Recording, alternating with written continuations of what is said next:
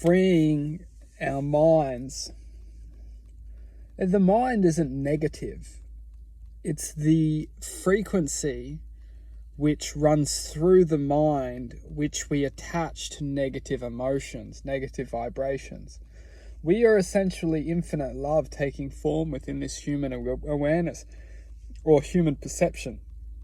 The human awareness is the sense of imagination which we exist within. The imagination is only temporary. We are consistently identifying with the expression of truth. And this truth is shifting and manifesting within existence. The truth of which what we are in this present moment will be different to the truth of the existence which we are now in this present moment.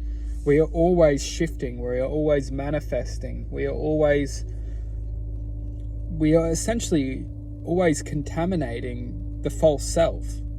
So the false self, or the mind which we believe to be true, because the mind itself doesn't have the capacity to understand truth.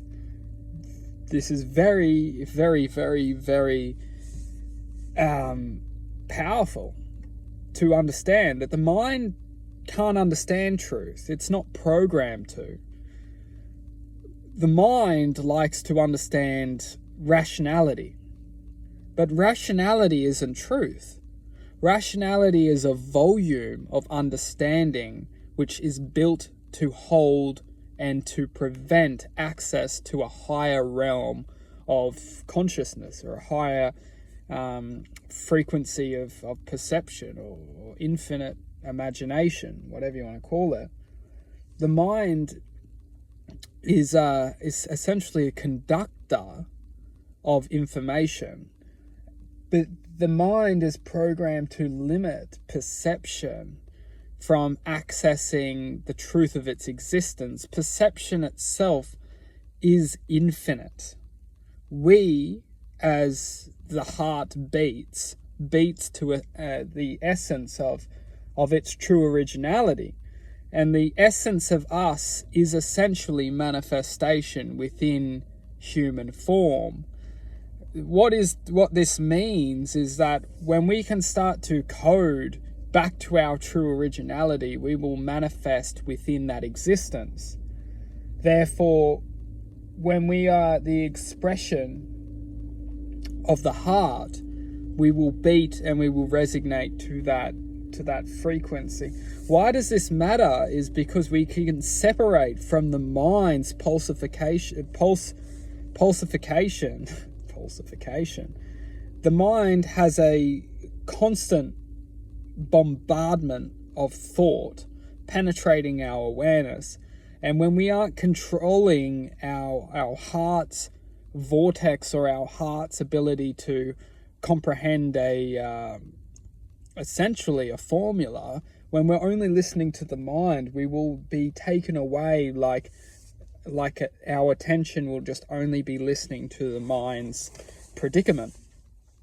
Now, this isn't negative, but it's dangerous, because the mind's very sophisticated. It understands our greatest weaknesses and our greatest strengths.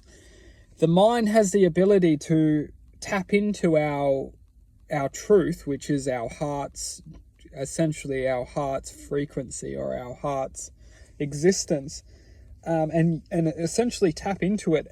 And it's not necessarily tapping into it, because it can't access that truth, but what it can do is it can manipulate that truth into believing that the mind's paradigm, or the mind's perception, is the truth, which it's not, because the mind can't handle truth. The mind can't comprehend truth. So what it does is it essentially takes the truth and manipulates it to the way which it believes to be its version of truth. And if we listen to the mind, we will very much understand that the mind is trying to give us a piece of truth, but it will also confuse us along the way.